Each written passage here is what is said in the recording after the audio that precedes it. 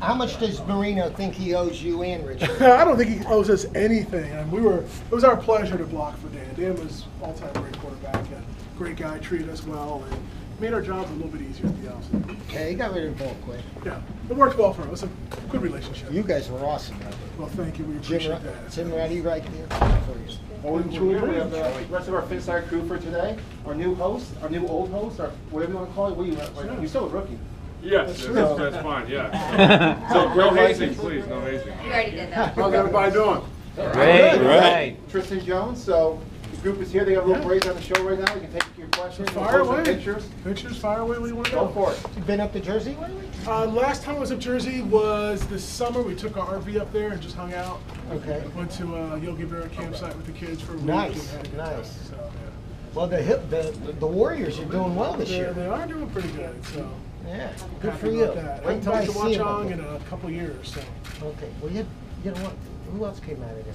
Just another Besides guy. me and Billy, that's probably about it, really. That's amazing that two Yeah. really, really good guards. And I played with Billy's brother, Pat, was older than me, but he Right. he went to BC, so. Wow, it's like Piscataway. Yeah. Okay. Greg. Yes. Matt Canada, FinManiacs.com. Hey, man, what's going How on? are you? Who's your favorite player that you've interviewed or guest that you've interviewed so far?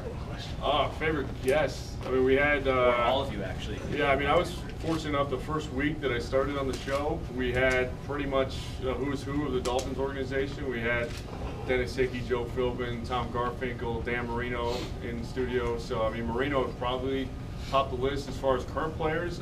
Jared Odrick, I think, is probably the most insightful, not just for football, just about everything. And so he's very well rounded. So, but I don't know, who do you guys like to talk to? The tight ends. Any tight ends? So, Michael, That's it. Tight ends, nobody else. With Troy, it's either a tight end or somebody who brings us food in the studio. Well, you can play. I don't know if I want to say his name. You The can most play. fun to interview was actually Richie Incognito.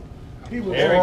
hilarious. He was a great guy. He definitely would have had a future in media if he wanted to. That's like him. It's funny, before you said that, I had like the fleeting thought because I did a little thing with him last training camp.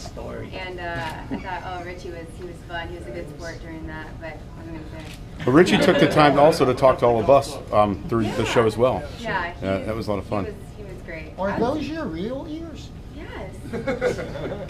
I'm an evolved creature. Every October day for 31st. Tristan. She dresses a little bit more. Yeah, it's a holiday, so. I think Wow.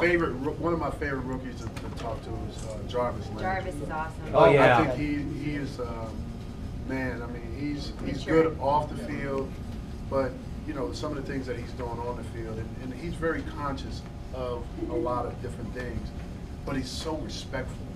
Like, I don't consider myself an old guy, but to him, But you are. it's just, you know, I want to say Right, to him, KV, you're getting up there. He calls don't me call me ma'am. I sir. get offended. Don't call me sir, but I can understand because, you know, when I talk to the older guys like the Montanas and, you know, a lot of the older athletes that I meet, I'm yes sir, no sir. So I do understand it, but he's a very, very respectful kid, and I mean he's got a hell of a future with this one. Whatever happened to Gadsden? Aronde? Yeah. Aronde's still here. He's coaching. Coaching high school football. Coaching high school American football. Heritage. He's also Is he coaching really? over in Navy. Yeah. Is he right around here? Holy mackerel. Yeah. He made some. Most of us don't. You guys used to leave make some too far. crazy catches back then. So Tristan, Greg's been on Finn's radio. Uh-oh, here we go. Yeah. You know, we've got Sam. We can't get off of Finn's radio. Yeah. I always tell Sam we should give him When a are phone you number. going to come on Finn's radio? When do you can't want me to afford come it. on? Anytime you want. Have we invited her? We have. Paul said he is. Yeah. Now, see, I put you on the spot. It's been a while though. Yeah, I don't know. I think I should go on. Is it okay? I've We have enjoyed my Greg on all the experience. time. Greg comes on quite a bit. Yeah. In fact, you did your first I did my first interview with you us. guys. Yes, That's that's right. right. Yeah. Absolutely. Yes, sir. So whenever you Okay. like, you have it on camera. Yes, we do. So we couldn't get OJ on here. He just completely bailed on us. Troy, what do you think of Deion Sims and his progression? I think Sims is getting better. I'd love to hear that because I do. Just Sims. He's getting better, not that Sims. But no, honestly, Deion Sims is coming along just fine. I think he has a better grasp of the passing game, but I mean, his asset is the run block. And I mean, when he's in the football game, I mean, we go to that side. So I like the fact that he's He's got that long catch. He's getting better. Unfortunately, I guess he's got an injury this week. But I like the way that he's coming along, and I think he's only going to get better. I think him and Clay, if they're on the field more, you will see them complement each other more. But they can create mismatches with the tight ends. I mean, Clay is also, he's always a mismatch. But I think Sims is one of those guys you underestimate, especially with his size. He's very nifty. So I think he can be a huge mismatch problem for us as well. Let me ask, short yardage, 4th and 1, 3rd and 1. How come we don't have the beef package? We probably should, but it's you know, we're more of a finesse football team than we are a power football 4th team. and 1, 3rd and 1. Yeah. You know I what mean, I'm we're saying? still half we're a still, yard.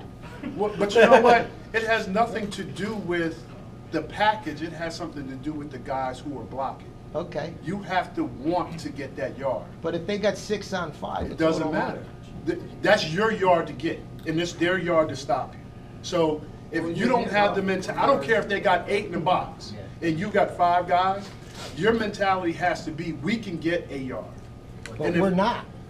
Other than Tannehill busting out. So don't you think enough times you like throw stuff against the fan, it's not sticking? I think, you know, you got to change something. I think you can change things, but it comes down to the guys up front, no matter what. Right.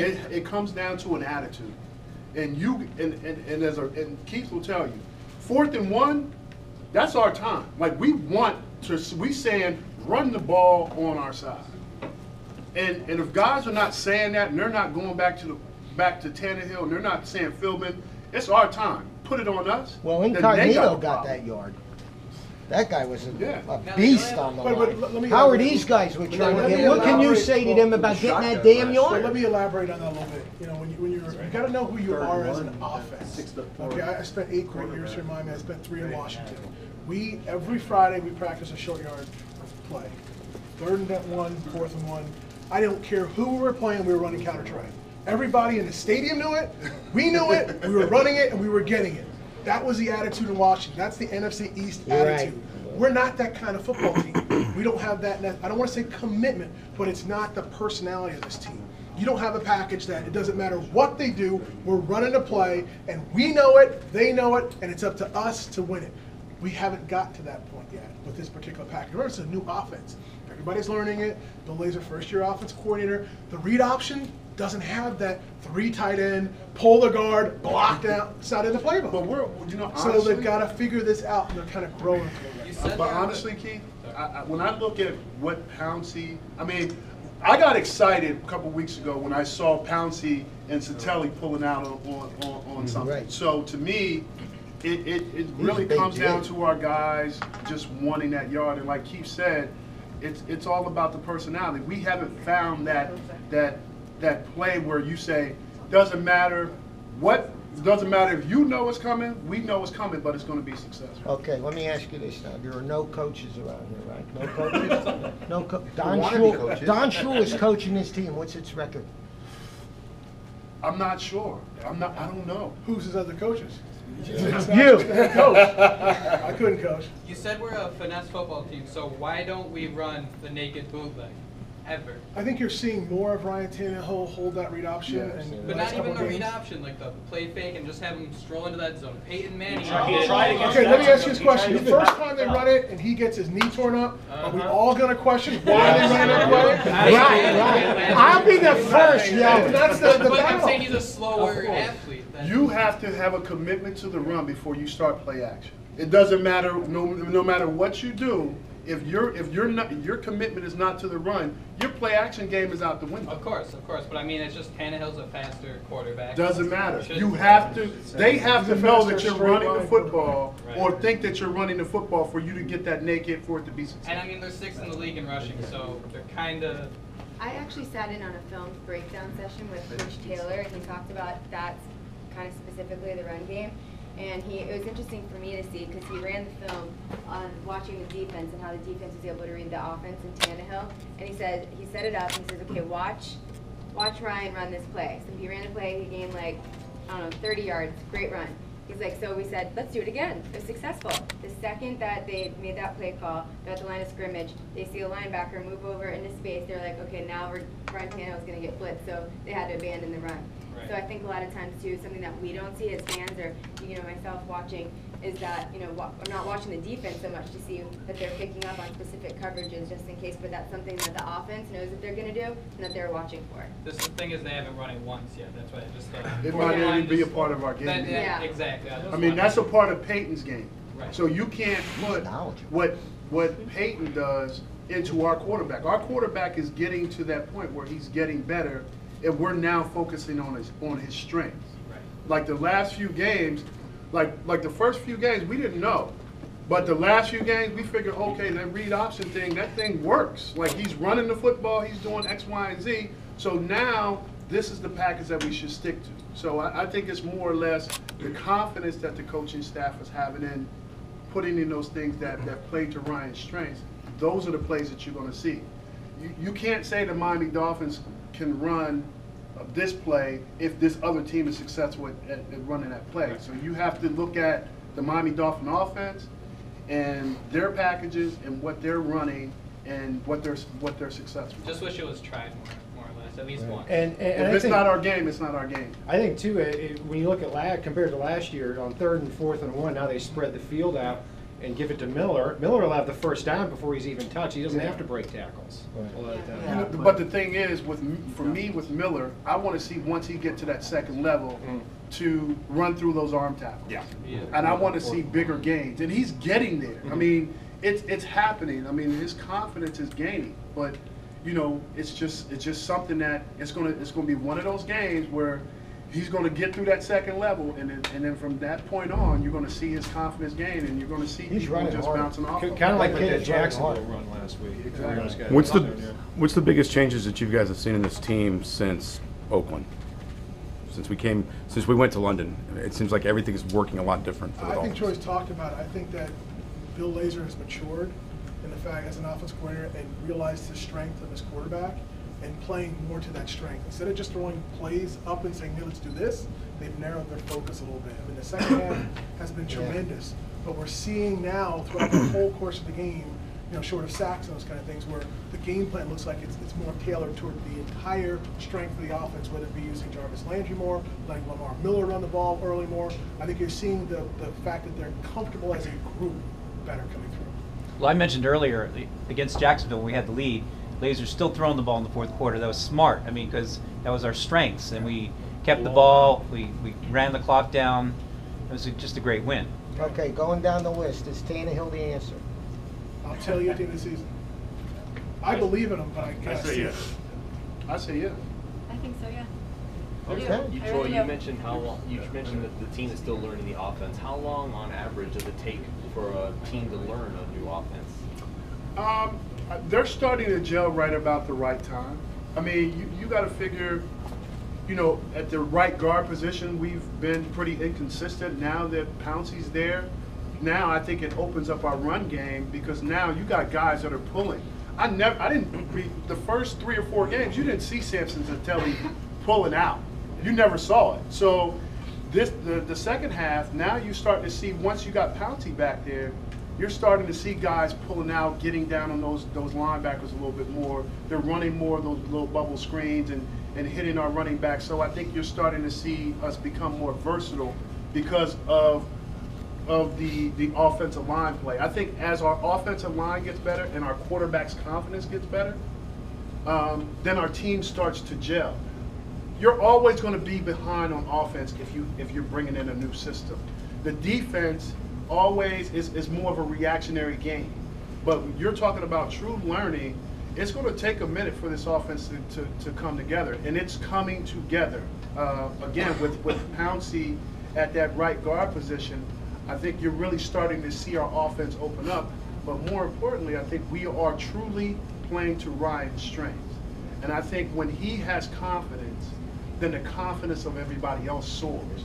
And now your offensive line is holding those blocks a little bit longer, and Lamar Miller's running the ball a little harder. So this is right about the time where they should know a lot of the ins and outs of the offense, right around game 7 and 8. where they should become comfortable and really start to pick up and start to roll in any offense. So whenever someone new comes in, the learning process pretty much starts over for everybody? Yeah, I think it does, but you know, when you now add in another piece that was missing in your offensive line, now the sky's the limit. I mean, you're putting Pouncey out.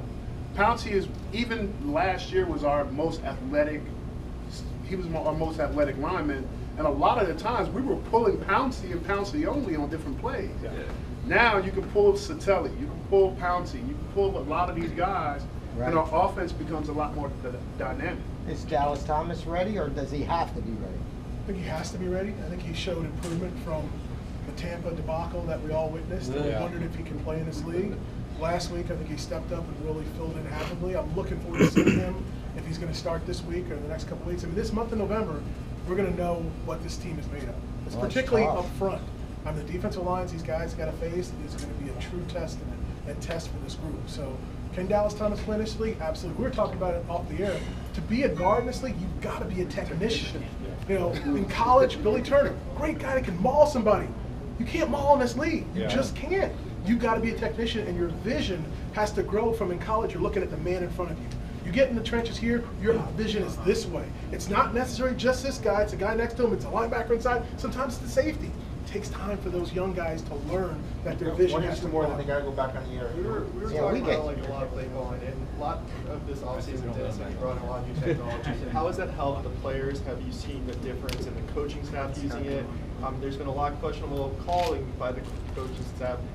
Are they using it to help improve their calling? Now you're talking about the iPads for playbooks and everything. I mean, we are so jealous of that technology. I would have sit home and pull up any clip you want on your iPad. Is there one I would have been a better player. But is there one thing specific that you see that like, is actually helping the Dolphins get better, especially like overall? Like, is there one thing that they're using that you guys see in a day in and day out? I don't know if it's going to be a huge advantage. It's never going to be a disadvantage. Every team, every coach, every franchise is trying to find a slim advantage. And if that helps them, whether it be they're better conditioned or they're better rested by not practicing on Monday versus Tuesday, they're trying things. I applaud their ingenuity. We'll just see if it translates to wins and losses. You never know. Yeah, I think the biggest things they're doing are from what you were saying.